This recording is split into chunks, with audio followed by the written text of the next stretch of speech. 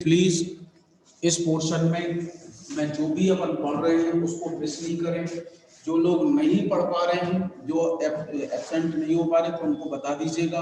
बहुत इंपॉर्टेंट है, जैसे भी करके इसकी स्टडी करें। यदि आज नहीं किया तो ये मान के चलिएगा आगे अपने को प्रॉब्लम आएगी इसमें। ठीक है, मैं स्टार्ट कर रहा हूँ। ये जो पोर्शन है linear higher order differential equation with variable coefficient में the standard form of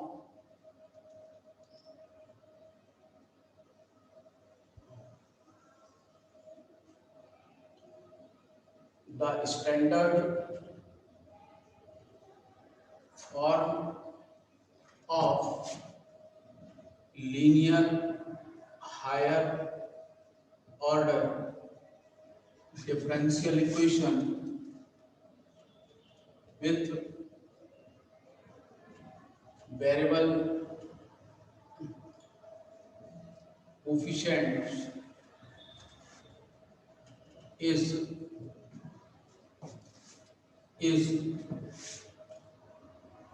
dn y upon dxn plus a1। यहाँ पर a0 भी हो सकता है, a0 this dn minus 1 y upon dxn minus 1, a2 dn minus 2 y upon dxn minus 2 plus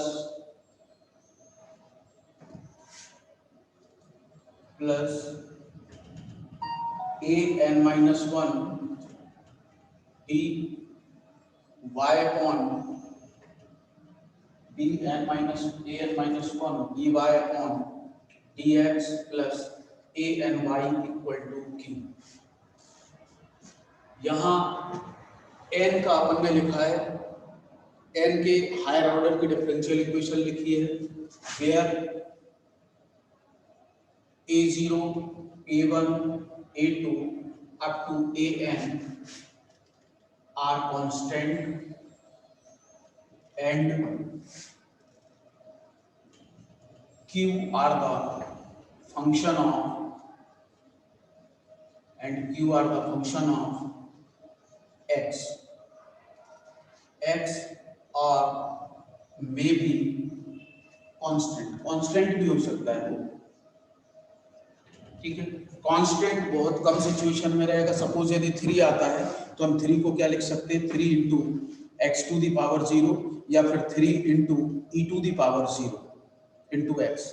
इस format में हम उसको नोट कर सकते हैं। क्लियर है ना सबको?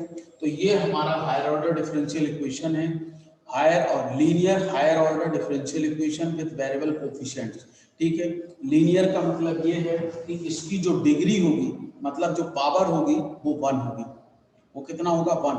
हायर ऑर्डर है लेकिन उसकी डिग्री 1 है। अभी हमने जो पिछला पोर्शन अपन ने कंप्लीट किया है, ऑर्डर फर्स्ट था लेकिन डिग्री हायर थी, ये अपन ने उस पर फोकस किया था। अब इसको जब हम सॉल्व करने की बात करेंगे, जब हम इसको सॉल्व करेंगे तो सबसे पहले हम इसका सिंबॉलिक फॉर्म लिखते हैं। इस इक्वेशन को जब अपन सॉल्व करेंगे, जो इसका वर्किंग रूल होगा, इसको जब हम सॉल्व करने की बात करेंगे तो सबसे पहले क्या लिखेंगे? Symbolic form. इसका जो सिंबॉलिक फॉर्म होगा, हम क्वेश्चन को भी सॉल्व करेंगे तो ऐसे ही, जो डिफरेंशियल इक्वेशन थी वो लिखो, फिर उसका सिंबॉलिक फॉर्म। अब सिंबॉलिक फॉर्म कैसे लिखोगे आप लोग बहुत ध्यान से देखना। d अपॉन dx, इसको कैपिटल D से रिप्रेजेंट करना है। d अपॉन dx को कैपिटल D से रिप्रेजेंट, जब हम इसको कैपिटल D से रिप्रेजेंट करेंगे तो a0 dn, इस बाई को देखो, सब में बाई कॉमन है तो उस बाई को तुम बाहर कर सकते हो। a1 dn minus 1 a2 dn minus 2 up to an minus 1 plus an minus 1 d plus an, और इन सब में आप देखिए बाई बाहर चला जाएगा इज इक्वल टू। इसको हम सिंबॉलिक फॉर्म कहते हैं। इस सिंबॉलिक फॉर्म के बाद, हमने जब सिंबॉलिक फॉर्म लिख लिया, इसके बाद इसकी ऑक्सिलरी इक्वेशन लिखेंगे। ऑक्सिलरी, इसके बाद जो हमें जिस पे वर्क करना है वो इसकी ऑक्सिलरी इक्वेशन होगी। अब ऑक्सिलरी इक्वेशन कैसे अपने को नोट करना है वो देखिए। ऑक्सिलरी इक्वेशन, ऑक्सिलरी इक्वेशन इसमें कैसे अपन लोग नोट करेंगे, जो कैपिटल डी है उसको हम स्मॉल m से रिप्रेजेंट करेंगे। जब हम इसको स्मॉल m से रिप्रेजेंट करेंगे तो ये हमारे पास में a0 m की पावर n, a1 m की पावर n-1, a2 m की power n-2 up to an-1 m plus an equal to g। जब हम इसकी ऑक्सिलरी इक्वेशन लिखेंगे तो ये बाई हट जाएगा और राइट हैंड साइड 0 के बराबर लिखना है। क्यों हमारा हट जाएगा? जब अपन इनिशियल क्वेश्चन को करेंगे तो अभी हमको राइट हैंड साइड 0 ही मिलेगा, हर क्वेश्चन में 0 मिलेगा। जब हम दोनों साइड यहाँ पर x का टर्म मिलेगी तो फिर उसकी सिचुएशन अलग हो जाती है, ठीक है। तो अभी हम जब इसका ऑक्सिलरी लिखेंगे किसी भी, चाहे ये नॉट इक्वल टू 0 चाहे इक्वल टू 0, जब हम ऑक्सिलरी इक्वेशन लिखेंगे तो ये लिखेंगे। अब ऑक्सिलरी इक्वेशन का मतलब ये आता है राइट हैंड साइड 0 आ गई तो इससे m की वैल्यू निकलेगी। To find the value of m, m की वैल्यू को फाइंड करना है हमको। To find the value of m। अब जब m की वैल्यू निकलेगी तो m की वैल्यू हमको अलग अलग प्रकार के वैल्यूज देंगी। m देखना, m की जो वैल्यू होगी, मान लो m इक्वल टू 1 2 3 आए, 3 वैल्यू आएगी। 3 वैल्यू जब आएंगी जब इसकी पावर 3 होगी। यहाँ पर 2 वैल्यू तब आएंगी जब m की पावर 2 होगी। तो जितनी m की पावर होगी उतनी ही वैल्यू हमको मिलेगी। यदि हमें m की वैल्यू ये मिलती है तो इसका मतलब ये है कि ये रियल तो है साथ में एंड डिफरेंट रूट्स हैं, रियल और डिफरेंट। यदि m की वैल्यू हमको 1 1 मिल रही, सपोज करें, तो ये रियल तो है लेकिन कैसे रूट्स हैं, ये इक्वल रूट्स। और यदि m की वैल्यू यहाँ पे 2 प्लस आई या 2 माइनस आई है तो इसको हम कॉम्प्लेक्स रूट कहते हैं, इसको हम कॉम्प्लेक्स रूट। तो जब हम इस m को सॉल्व करेंगे तो हमें 3 प्रकार के रूट मिलेंगे। There are the 3 types of roots. First is real and distinct, second is real and equal roots and third is complex roots. Okay, then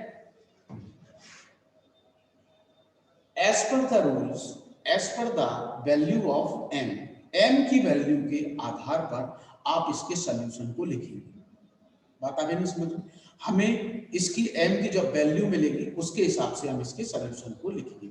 मान लो डिस्टिंक्ट रूल मिले, इसमें 3 केस अराइज होंगे। द वैल्यू ऑफ m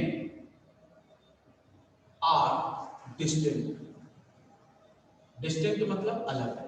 तब हम इसका solution क्या लिखेंगे, आप लोग ध्यान से लिखिए। सबसे इंपॉर्टेंट चीज है, यदि राइट हैंड साइड हमको सबसे पहले 0 मिल गया तो डायरेक्ट सॉल्यूशन मिलेगा, ठीक है ना। अभी हम डायरेक्ट इसके सॉल्यूशन की बात कर रहे हैं। तो क्या होगा, यदि डिस्टिंक्ट रूट है m की वैल्यू, अब यदि डिस्टिंक्ट रूट है तो हम कैसे लिखेंगे, देखना c1 e की पावर m1x, c2 e की पावर m2x, c3 e की पावर m3x। जितनी वैल्यू हमको मिलेगी उतने हम लिखेंगे। आप लोग पहले इसको याद रखें। दूसरी चीज, the value of m, the value of m are equal, are equal. यदि इक्वल है, मान लो 2 वैल्यू एक जैसी, कितनी वैल्यू, 2 वैल्यू एक जैसी, तो इसको कैसे लिखेंगे, देखिए आप, c1 प्लस c2x e की पावर m। 2 वैल्यू एक जैसी तो इसलिए m लिख रहे हैं। मान लो 3 वैल्यू एक जैसी है, यदि 3 वैल्यू एक जैसी हैं तो c1 plus c2x plus c3x square e की पावर mx। बात आगे समझ में? तो ये 2 वैल्यू यदि सेम आएंगी तो ऐसे लिखना है, और 3 वैल्यू यदि सेम आती है तो हमको ऐसे लिखना है। फिर नंबर तीसरा, अब कॉम्प्लेक्स रूट की बात आती है। तो कॉम्प्लेक्स रूट क्या है, 2 प्लस आई आया या 2 माइनस, तो इसका कॉम्प्लेक्स रूट का स्टैंडर्ड फॉर्म क्या होता है? a प्लस आई बी या फिर a माइनस आई। ऐसा होता है कॉम्प्लेक्स रूट। आप लोगों ने कॉम्प्लेक्स नंबर 12th स्टैंडर्ड पे सभी ने 11th स्टैंडर्ड पर सभी ने पढ़े कि कॉम्प्लेक्स रूट होता क्या है। जब कॉम्प्लेक्स रूट वैल्यू आएगी तो हम इसको कैसे लिखेंगे? The value of m are complex. जब कॉम्प्लेक्स होगी तब हम क्या लिखेंगे? ध्यान से देखो इसको। दिस इक्वल टू e की power ax into c1 cos bx plus c2 sin bx। एक फॉर्मेट ये है लिखने का, एक और फॉर्मेट है इसी का लिखने का, या तो ये भी लिख सकते हो, और एक फॉर्मेट उन्होंने और यूज किया है इसी में, उस वाले फॉर्मेट को भी तुम यूज कर सकते हो। हम केवल इस फॉर्मेट को लिखेंगे। उनमें दो अलग अलग फॉर्मेट लिखे हैं, एक कॉस के लिए लिखा और एक साइन के लिए। हम कंबाइन वाला फॉर्मेट ये यूज करेंगे, इसको ही आपको लिखना है। उसमें जो अलग अलग रूप दिए हैं उनको आप उसमें यूज नहीं करेंगे। तो आपको ये चीज क्लियर हुई। यदि हायर ऑर्डर डिफरेंशियल इक्वेशन है तो हम उसको सबसे पहले सिंबॉलिक फॉर्म में लिखेंगे। सिंबॉलिक फॉर्म में लिखने के बाद, सिंबॉलिक फॉर्म में लिखने के बाद फिर हम उसकी ऑक्सिलरी इक्वेशन लिखने के बाद m की वैल्यू निकालना है। m की वैल्यू निकालने के बाद आपको ये चेक करना है कि m की जो वैल्यू है इक्वल है, डिफरेंट है या फिर कॉम्प्लेक्स। जैसी हमको मिलेगी वैसे ही हम उसका सॉल्यूशन लिखेंगे। अभी हम वो क्वेश्चन सॉल्व करेंगे जिनका राइट हैंड साइड 0 है। तो उसका जब राइट हैंड साइड 0 रहेगा तो हम उसमें क्या प्रोसेस करेंगे वो आप लोग पहले देखें। पहले मैं उन्हीं क्वेश्चंस को सॉल्व करता हूं जिनकी राइट हैंड साइड 0 है। तो अपन स्टार्ट करते हैं पहले क्वेश्चन से। क्वेश्चन नंबर 1, इसमें हमको सॉल्व कैसे करना है ये आप लोग ध्यान से, ठीक है ना? तो मैं इसको सॉल्व करना शुरू करता हूं। देखिए आप सॉल्व क्वेश्चन है इसका, question number 1,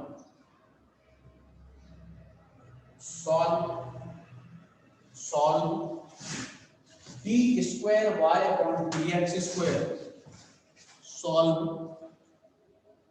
D square Y upon D x square minus 3 dy upon dx, 3 dy upon dx minus 4y equal to 0. Solve d square y upon dx square minus 3 dy upon dx minus 4y equal to 0. ये हमको question किया, ठीक है? अब हम इसको solve करना शुरू करते हैं। Solution given differential equation is d square y upon dx square minus 3 dy upon dx minus 4y equal to 0. Given differential equation is this: d square y upon dx square minus 3 dy upon dx minus 4y equal to 0. ठीक, okay, right? Now the symbolic form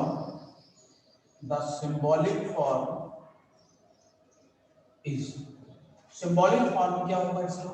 The symbolic form is, that is क्या होगा?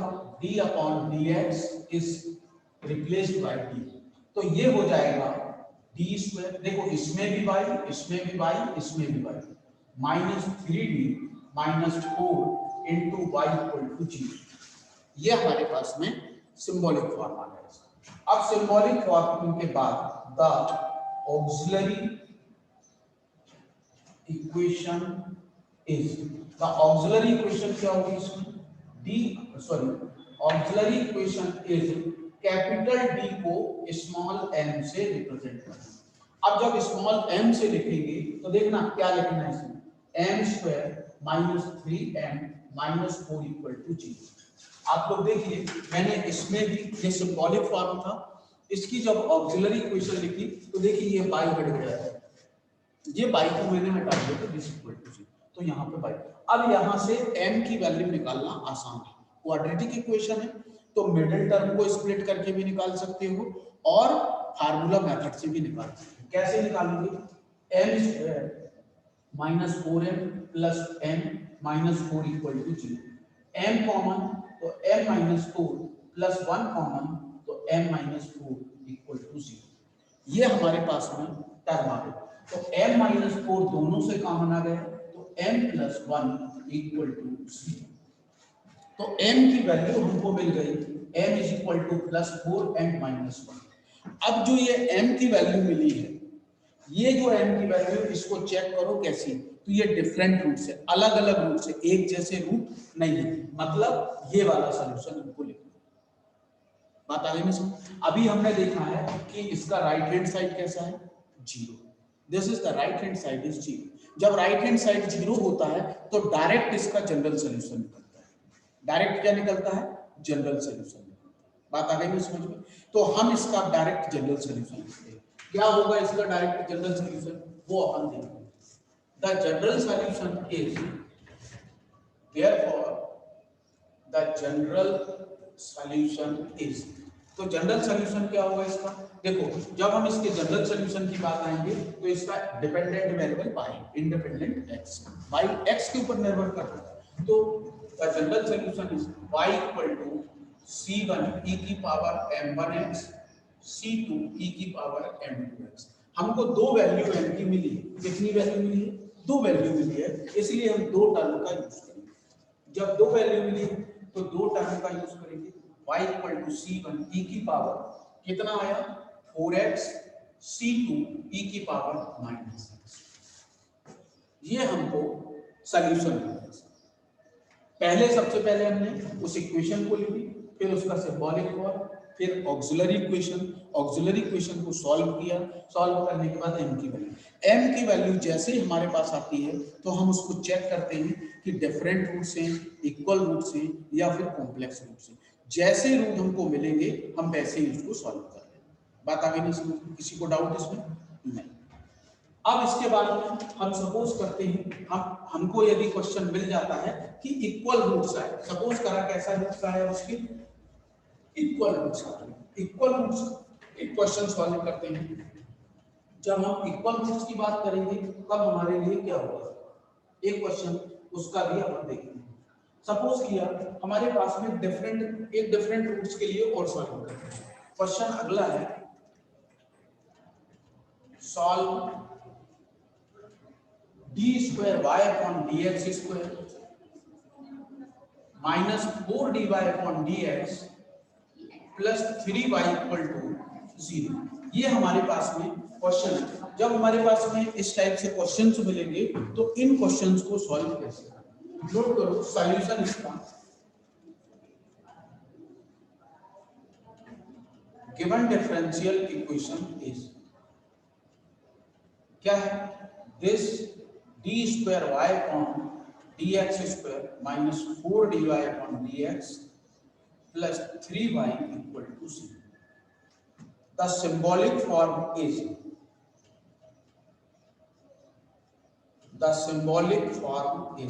क्या होगा इसका symbolic form, d upon dx is d, तो ये आ जाएगा d square minus 4d plus 3 into y equal to 0। ये उसका बेसिक है। यदि आप इस बेसिक को नहीं कर पाओगे तो जब हम इसका राइट हैंड साइड 0 नहीं होगा तो ये सब तो करना ही है, उसके आगे भी हमको करना पड़ेगा। अभी जब अपन क्वेश्चंस को देखेंगे तब आपको समझ में आएगा कि ये कितनी इंपॉर्टेंट चीज है। अब इसका auxiliary equation, the auxiliary equation is क्या आएगा, d is replaced by m, तो ये हो जाएगा m square 4m plus 3 equal to 0। ये आ गया। अब हमें इसका m की वैल्यू निकालनी, तो बहुत आसान है m की वैल्यू निकालना। उसमें भी मतलब हमको प्रॉब्लम नहीं जाएगी कि उसमें m की वैल्यू को फाइंड करनी। क्या होगी उसमें m की वैल्यू, देखो m square minus 3m minus m plus 3 equal to 0। Middle term को स्प्लिट किया तो m minus 3 minus 1 m minus 3 equal to 0। m minus 3 दोनों से कॉमन है तो m माइनस 1 इक्वल टू 0। तो m is equal to 3 and 1। अब यहाँ पे आप फिर देखो कि हमें ये जो रूट्स मिल रहे हैं कैसे हैं, डिफरेंट रूट्स हैं, डिस्टिंक्ट रूट है। Therefore the general solution is y equal to c1 e की पावर m1x c2 e की पावर m2x। तो ये हो जाएगा c1 e की पावर 3x c2 e की पावर x। ये हमको उसका सॉल्यूशन है। ये हमें इसका सॉल्यूशन मिल गया। हमने दो क्वेश्चन देखे जिनके रूट कैसे थे, डिफरेंट रूट्स आए।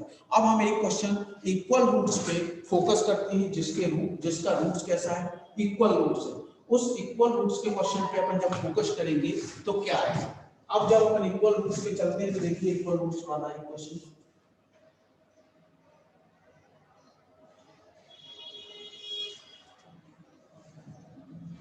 नेक्स्ट है इक्वल रूट्स। इक्वल रूट्स को जब अपन फोकस करेंगे तो आप लोग देखिएगा इक्वल रूट्स में क्या होता है। सॉल्व क्वेश्चन है, solve d square Y upon D x square minus 2 d Y upon D x plus Y equal to 0। ठीक है, ये हमको क्वेश्चन दिया। अब हम इसका सॉल्यूशन स्टार्ट करते हैं। Given differential equation is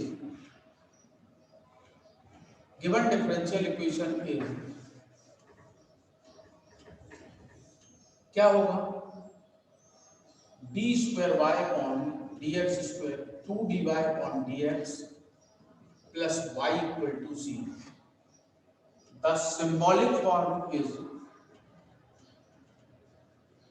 symbolic form is d upon dx is equivalent d। तो क्या होगा इसका सिंबॉलिक फॉर्म, आप लोग ध्यान से देखिए, d square minus 2d plus 1 into y equal to 0। The auxiliary equation is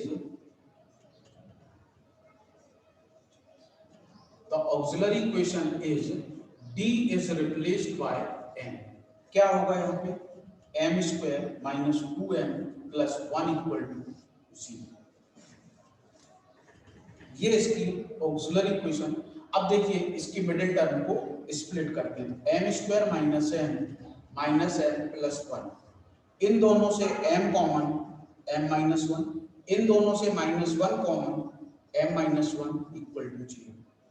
m minus 1 दोनों से कॉमन तो m माइनस 1 इक्वल टू 0। तो m is equal to 1 and 1। हमारे पास में ये दोनों वैल्यू अब इक्वल है। जब दोनों वैल्यू इक्वल आती हैं तो अब हम इसका क्या लिखें, general solution. Therefore the general solution is क्या हो जाएगा, y equal to c1 plus c2x e की पावर mx। दोनों सेम है इसलिए m लिख रहे हैं, और अलग अलग होती तो m1 m2 करके लिखते हैं, जो मैंने अभी इसमें करके बताया। तो अब हम इसमें वैल्यू को पुट करो c1 प्लस c2x e की power x।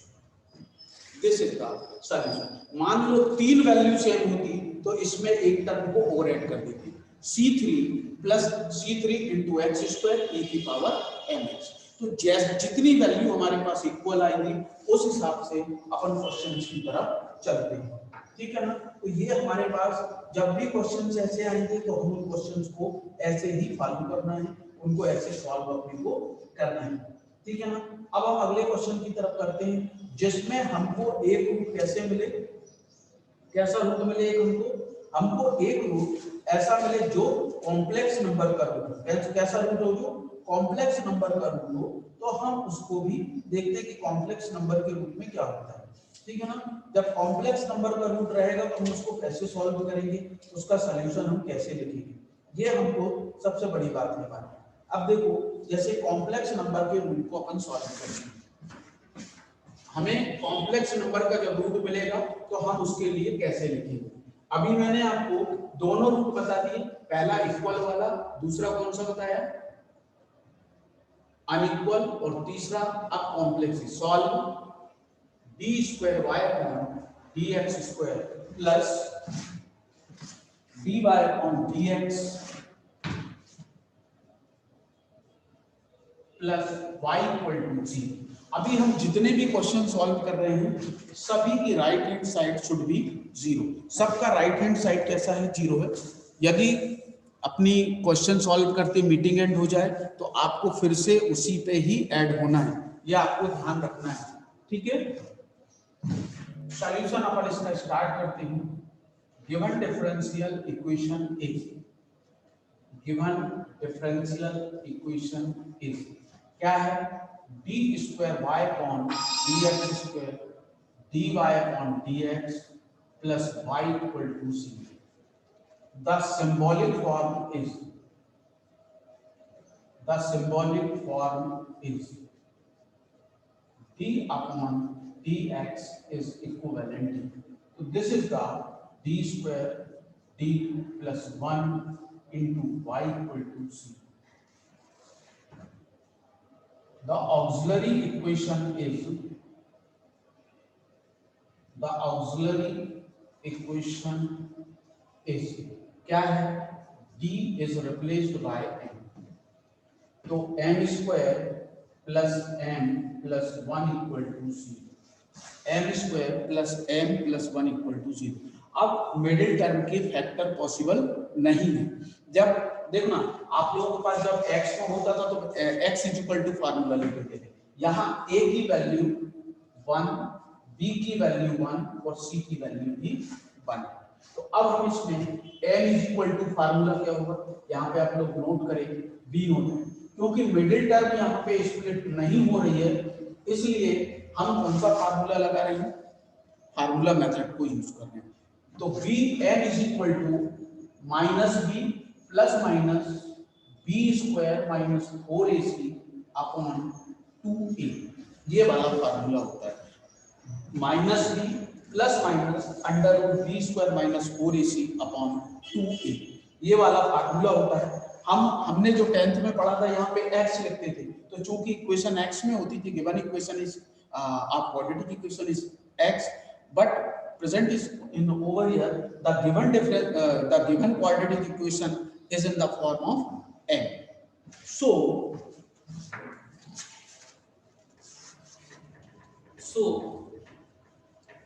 m is equal to minus b कितना है आपके पास? 1 है, देख लो।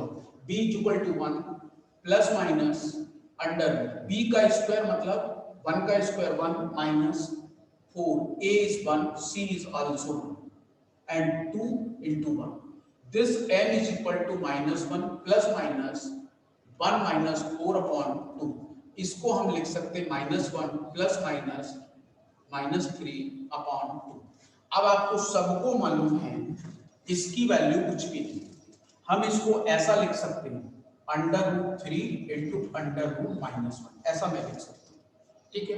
और फिर दूसरी चीज मैं आपको बता रहा हूँ कि आई स्क्वायर की वैल्यू माइनस 1 होती है, i square is equal to minus 1, therefore i is equal to under root minus 1। होता है कि नहीं होता? I is equal to under root, तो हम इस टर्म को ऐसा लिखेंगे m is equal to minus 1 plus minus root 3i upon 2। इसको दो पार्ट में ये लिखा मैंने, under root 3 into under root minus 1, और अंडर रूट माइनस 1 की वैल्यू i होती। अब इसको हम पहली वैल्यू एक बार प्लस साइन के साथ minus 1 plus root 3i upon 2, और दूसरी minus 1 minus root 3 upon 2i, या फिर इसको हम ऐसे भी लिख सकते हैं। मैं हर सॉल्यूशन आपको करके बता रहा हूं, आप इसी टर्म को ऐसा भी लिख लिया, या फिर इसी टर्म को मैं ऐसे भी लिख minus 1 upon 2 plus root 3 upon 2i, फिर minus 1 upon 2 minus root 3 upon 2 into i। अब देखिए ये हो गया कॉम्प्लेक्स नंबर। कॉम्प्लेक्स नंबर हमारा होता क्या है? a प्लस आई बी या फिर a माइनस आई बी, कुछ भी हो सकता है। हम तो इसी को मान लें और पहले हम इसका सॉल्यूशन लिखते हैं। पहले हम इसका फिर बाद में इसका। तो जब दो कॉम्प्लेक्स नंबर मिल जाएंगे तो हम इनका सॉल्यूशन कैसे लिखेंगे? Therefore the general solution is y is equal to, पहले हम इसका लिखते हैं, जब हम इसका लिखेंगे तो ये वैल्यू जो होगी a is equal to, a की वैल्यू -1/2, इससे कंपेयर करो, ये केवल b की वैल्यू होगी, i नहीं लेना क्योंकि i इसमें भी कंपेयर करना है बस। अब a इज इक्वल टू इतना और b इज इक्वल टू इतना, इस फार्मूले में केवल पुट करो, e की power -1/2x c1 cos √3/2x c2 sin √3/2x plus, अब इसकी वैल्यू पूरी हो गई, अब हमें इसकी भी लिखना है, तो इसमें a इज इक्वल टू ये है और b इज इक्वल टू इतना, i नहीं लेते हैं। अब जब इसको लिखना शुरू करेंगे तो फार्मूला यही का ये रहेगा, अलग से कुछ नहीं, e की पावर -1/2x ब्रैकेट में देखना c1 और c2 हम यहाँ पे लिख चुके हैं, इसलिए अगले में क्या लिखेंगे, c3 cos -√3/2x plus c4 sin -√3/2x, ये आ गया।